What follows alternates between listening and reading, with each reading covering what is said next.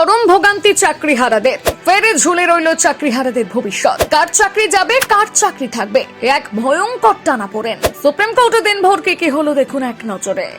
2016 সালের এসএসসি সম্পূর্ণ প্যানেল বাতিল জানিয়ে তোলপাড় গোটাবঙ্গ রাজনীতি। এই মামলাকে কেন্দ্র করে উত্তপ্ত কলকাতা হাইকোর্ট থেকে সুপ্রিম কোর্ট।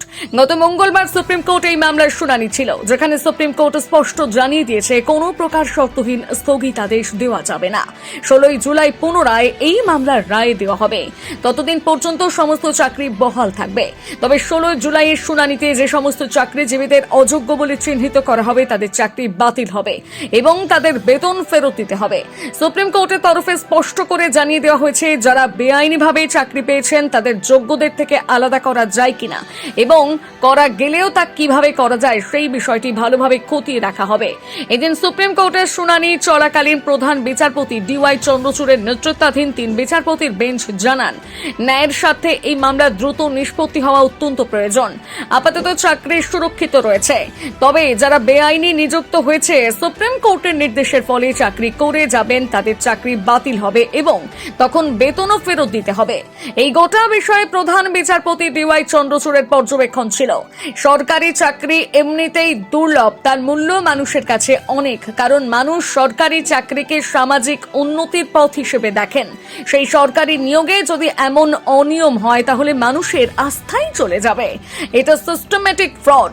যদি সরকারি নিয়োগও কালিমা লিপ্ত হয় তাহলে আর গোটা ব্যবস্থায় কি পড়ে থাকবে?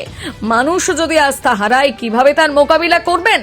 এমনই ঝাঁঝালো পর্যবেক্ষণের সাথে সাথে বেশ কিছু হাই ভোল্টেজ প্রশ্ন তিনি ছুড়ে দেন।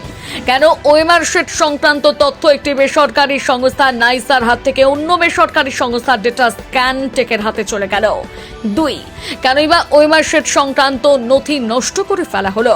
3, পরীক্ষার উত্তরপত্রের গোপনীয়তা রক্ষায় এসএসসির দায়িত্ব নিয়েও বড়সড় প্রশ্ন উঠল। 4, 2016 সালে যে নিয়োগ প্যানেল নিয়ে প্রশ্ন, সেই প্যানেলের ওয়েটিং লিস্টে থাকা প্রার্থীদের নিয়োগ করতে কেন অতিরিক্ত পদ অর্থাৎ সুপার নিউমেরারি পোস্ট তৈরির সিদ্ধান্ত নিল রাজ্য সরকার? এই প্রশ্নগুলোর উত্তর খুঁজছে সুপ্রিম কোর্টের প্রধান বিচারপতির বেঞ্চ। এদিন সুপ্রিম কোর্টের রায়কে স্বাগত জানিয়ে মুখ্যমন্ত্রী মমতা বন্দ্যোপাধ্যায় জানান, সুপ্রিম কোর্টের ন্যায় প্রাপ্তির পর আমি বাস্তবিকই খুব খুশি এবং মানসিকভাবে তৃপ্ত। শিক্ষা সমাজকে জানাই আমার অভিনন্দন এবং মাননীয় সুপ্রিম কোর্টকে জানাই আন্তরিক শ্রদ্ধা। অপরদিকে রাজ্যের বিরোধী দলনেতা শুভেন্দু অধিকারী এই বিষয়ে বলেন, অযোগ্যদের জন্য অতিরিক্ত শূন্যপদ তৈরি করায় মমতা বন্দ্যোপাধ্যায় তার মন্ত্রিসভাকে জেলে পড়বে, তাই এই আদেশকে স্বাগত জানাচ্ছে।